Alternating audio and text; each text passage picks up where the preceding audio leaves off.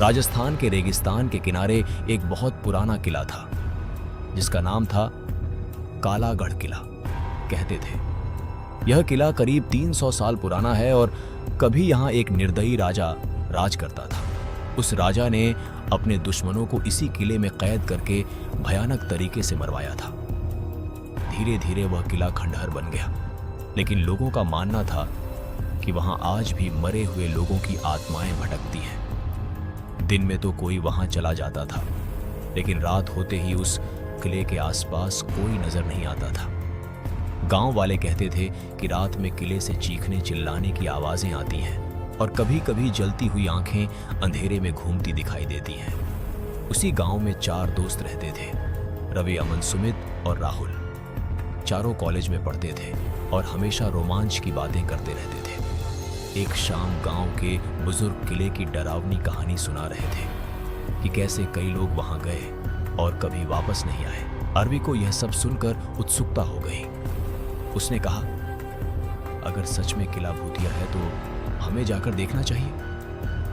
अमन ने हिम्मत दिखाते हुए हामी भर दी, लेकिन सुमित और राहुल डर रहे थे। थोड़ी देर सोचने के बाद वे भी मान गए।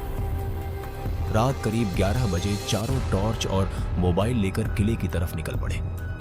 चांद बादलों के पीछे छिपा हुआ था और रास्ता बहुत सुनसान लग रहा था। रेत पर उनके कदमों की आवाज अजीब सी गूंज पैदा कर रही थी। जैसे जैसे वे किले के पास पहुंचे, हवा ठंडी होती चली गई। किले की ऊंची टूटी हुई दीवारें अंधेरे में किसी दानव जैसी लग रही थी। जब वे किले के बड़े से लोहे के दरवाजे के पास पहुंचे तो वह अपने आप धीरे धीरे चरमराता हुआ खुलने लगा। चारों के शरीर में सिहरन दौड़ गई। राहुल बोला, किसी ने दरवाजा खोला क्या? लेकिन वहां कोई नहीं था। वे डरते डरते अंदर चले गए। किले के अंदर बहुत सन्नाटा था। चारों तरफ टूटी हुई दीवारें, जाले और धूल भरी जमीन थी। टॉर्च की रोशनी में उन्हें पुराने हथियार पड़े दिखे और कुछ जगहों पर काले धब्बे थे जैसे खून सूख गया हो। अमन ने मजाक करने की कोशिश की, लेकिन उसकी आवाज कांप रही थी। अचानक ऊपर से किसी के चलने की आवाज आई। सबने एक साथ ऊपर देखा, लेकिन कुछ नजर नहीं आया। फिर अचानक एक ठंडी हवा का झोंका उनके पास से गुजरा और टॉर्च की लाइट कुछ सेकंड के लिए बुझ गई। जब लाइट वापस जली तो दीवार पर चारों की परछाई के साथ एक और लंबी परछाई दिखाई दे रही थी। सुमित डर से चिल्ला उठा, लेकिन जब वे पीछे मुड़े तो कोई नहीं था। रवि का दिल तेजी से धड़कने लगा। उसे लग रहा था कि कोई उन्हें देख रहा है। वे आगे बढ़ते हुए किले के बीच वाले बड़े हॉल में पहुंचे। वहां एक टूटा हुआ सिंहासन पड़ा था। कहते थे इसी पर बैठकर राजा लोगों को सजा देता था।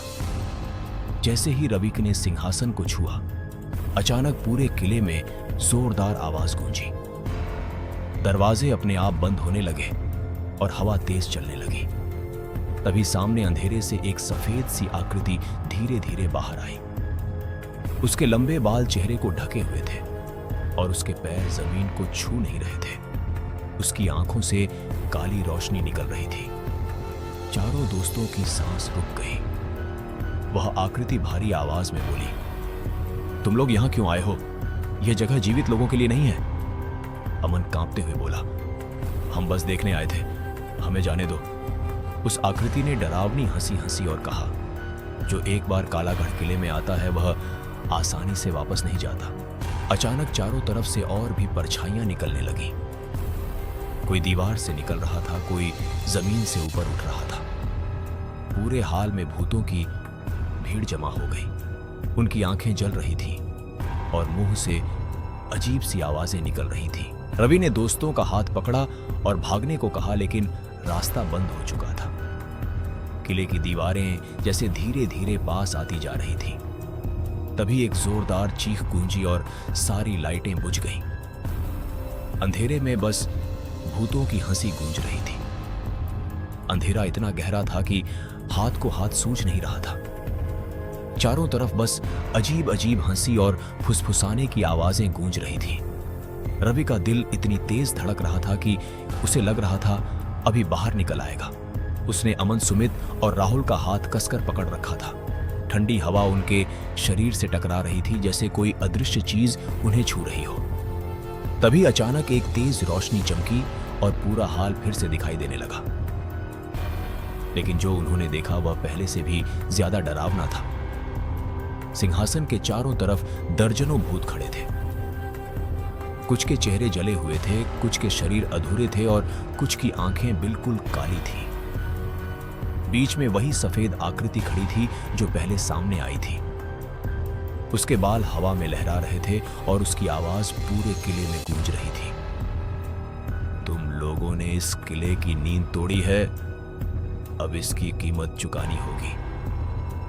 राहुल घुटनों के बल बैठ गया और रोते हुए बोला, हमें माफ कर दो, हम दोबारा कभी यहां नहीं आएंगे।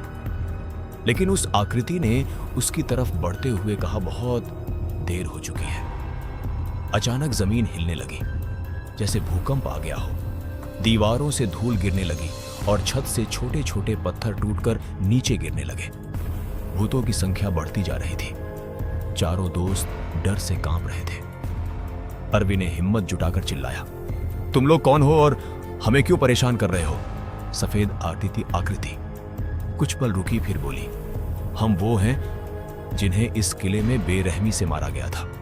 यह किला हमारा कब्रिस्तान है और जो भी यहां आता है वह हमारे दर्द को महसूस करता है। तभी अचानक रवि के सामने एक दृश्य उभरने लगा, जैसे कोई पुरानी फिल्म चल रही हो। उसने देखा कि सैकड़ों साल पहले यही किला चमकता हुआ था। राजा अपने सिंहासन पर बैठा था और सामने कई कैदी खड़े थे। सैनिक उन्हें पकड़ कर लाते और राजा के इशारे पर उन्हें भयानक सजा दी जाती। किसी को अंधेरी कोठरी में बंद कर दिया जाता, किसी को भूखा रखा जाता और कुछ को दीवारों में चुनवा दिया जाता। रवि की आंखों के सामने सब कुछ घूम रहा था। उसने देखा कि कई लोग रोते चिल्लाते मर रहे थे और उनकी आत्माएं किले में ही कैद हो रही थी। अचानक दृश्य गायब हो गया और वह फिर से हाल में खड़ा था। उसकी सांस तेज चल रही थी। अमन बोला, इसलिए तुम लोग हमें नुकसान पहुंचा रहे हो क्योंकि हम यहां आए हैं। सफेद आकृति ने सिर हिलाया, हम सिर्फ अपना दर्द बांटते हैं, लेकिन कुछ आत्माएं इतनी गुस्से में हैं कि वे किसी को जिंदा जाने नहीं देना चाहती। जैसे ही उसने यह कहा, पीछे खड़े कुछ भूत जोर जोर से चीखने लगे और आगे बढ़ने लगे। तभी एक बूढ़े से भूत ने बीच में आकर उन्हें रोका। उसकी आवाज भारी लेकिन शांत थी, रुको इन्हें, अभी मत मारो। सब भूत रुक गए। बूढ़ा भूत धीरे धीरे रवि के पास आया और बोला, तुम लोगों की किस्मत अभी पूरी तरह खत्म नहीं हुई है, लेकिन इसके लिए तुम्हें एक काम करना होगा। रवि डरते हुए बोला, कैसा काम? बूढ़े भूत ने कहा, इस किले के नीचे एक पुरानी सुरंग है जहां राजा का खजाना और कई कैदियों की हड्डियां दबी हैं। उन आत्माओं को कभी शांति नहीं मिली। अगर तुम लोग वहां जाकर सच्चाई बाहर लाओ और गांव वालों को बताओ तो शायद इस किले का श्राप खत्म हो सकता है। सुमित कांपते हुए बोला, लेकिन वहां तो और भी भूत होंगे। बूढ़ा भूत बोला, होंगे, लेकिन वही तुम्हारी परीक्षा है। सफेद आकृति ने गंभीर आवाज में कहा, अगर तुम असफल हुए तो तुम्हारी आत्माएं भी यहीं कैद हो जाएंगी। चारों दोस्त एक दूसरे की तरफ देखने लगे। डर तो बहुत लग रहा था, लेकिन मरने से बेहतर था कोशिश करना। रवि ने सिर हिलाया, हम जाएंगे। तभी दीवार का एक हिस्सा अपने आप खिसक गया और एक अंधेरी सुरंग नजर आई। उसमें से ठंडी बदबूदार हवा आ रही थी। बूढ़ा भूत बोला, यही रास्ता है। चारों ने टॉर्च जलाई और धीरे धीरे सुरंग में उतरने लगे। जैसे जैसे वे अंदर जा रहे थे, अंधेरा और गहरा होता जा रहा था। सुरंग की दीवारें गीली थीं और कहीं कहीं से पानी टपक रहा था। कुछ दूर जाने के बाद उन्हें जमीन पर पुराने कंकाल पड़े दिखाई देने लगे। किसी के हाथ टूटे थे, किसी की खोपड़ी अलग पड़ी थी। सुमित ने आंखें बंद कर ली। अमन ने कांपती आवाज में कहा, यहां कितने लोग मरे होंगे? तभी अचानक पीछे से किसी के दौड़ने की आवाज आई। चारों ने मुड़कर देखा तो कई काली परछाइयां उनकी तरफ तेजी से आ रही थीं। रवि चिल्लाया, जल्दी भागो। वे सुरंग में दौड़ने लगे। पीछे से डरावनी चीखें गूंज रही थीं। एक परछाई ने राहुल का पैर पकड़ लिया, लेकिन उसने झटका देकर खुद को छुड़ा लिया। आगे जाकर सुरंग 2 रास्तों में बंट गई। रवि घबरा गया, कौन सा रास्ता है? तभी उसके कान में किसी ने धीरे से फुसफुसाया, बायां रास्ता। उसने बिना सोचे समझे सबको बाएं रास्ते की तरफ मोड़ दिया। कुछ देर दौड़ने के बाद वे एक बड़े से कमरे में पहुंचे। कमरे के बीचों बीच एक पुराना संदूक रखा था और चारों तरफ हड्डियों का ढेर था। अमन बोला, यही होगा खजाना। लेकिन तभी कमरे का दरवाजा अपने आप बंद हो गया और अंधेरे से एक बहुत भयानक परछाई बाहर आई। उसकी आंखें आग की तरह चमक रही थी और उसका शरीर धुएं जैसा लग रहा था। वह गरजती आवाज में बोला, कोई भी इस कमरे से जिंदा नहीं जाएगा। कमरे में फैली ठंडी हवा अचानक बहुत तेज हो गई और टॉर्च की रोशनी कांपने लगी। वह भयानक परछाई धीरे धीरे आगे बढ़ रही थी। उसका शरीर धुएं की तरह फैलता और सिकुड़ता जा रहा था और उसके कदम पड़ते ही जमीन से अजीब सी आवाजें निकल रही थीं। रवि का गला सूख चुका था, लेकिन उसने हिम्मत करके कहा, हम डरने नहीं आए हैं, हमें बस सच्चाई जाननी है। परछाई जोर से हंसी और उसकी आवाज पूरे कमरे में गूंज गई। उसने कहा, सच्चाई जानने वाले कभी जिंदा नहीं लौटते। अमन ने पास पड़ा एक पत्थर उठाकर उसकी तरफ फेंका, लेकिन पत्थर उसके शरीर से आर पार निकल गया, जैसे वह हवा हो। सुमित रोते हुए बोला, अब हम बचेंगे नहीं। तभी अचानक कमरे के बीच रखा पुराना संदूक अपने आप खुलने लगा और उसमें से तेज सफेद रोशनी निकलने लगी। रोशनी इतनी तेज थी कि सबको आंखें ढकनी पड़ी। परछाई पीछे हटने लगी और दर्द से चिल्लाने लगी, जैसे उसे जलन हो रही हो। रवि ने मौका देखकर संदूक के पास दौड़ लगाई और अंदर देखा। अंदर सोने चांदी की चीजों के साथ एक पुराना खून से सना ताज और एक मोटी सी किताब पड़ी थी। किताब पर लिखा था, काला गढ़ का श्राप। रवि ने जल्दी से किताब उठाई और पलटने लगा। उसमें लिखा था कि राजा ने अपनी ताकत बढ़ाने के लिए काले जादू का सहारा लिया था और निर्दोष लोगों की बलि देकर आत्माओं को इस किले में बांध दिया था। लेकिन एक दिन उन्हीं आत्माओं ने मिलकर राजा को मार डाला और उसका शरीर इसी सुरंग में दफना दिया गया। तब से राजा की आत्मा सबसे खतरनाक बन गई और वही इस किले पर राज करती है। रवि समझ गया कि जो परछाई सामने है वही राजा की आत्मा है। उसने जोर से चिल्लाया, यह राजा की आत्मा है, हमें इसका अंत करना होगा। राजा की आत्मा गुस्से से गरजी और कमरे की दीवारें कांपने लगी। उसने हाथ उठाया और अंधेरी ताकत दोस्तों की तरफ बढ़ने लगी। अमन और राहुल जमीन पर गिर पड़े, जैसे किसी ने उन्हें धक्का दिया हो। सुमित डर से चिल्लाया, रवि कुछ करो।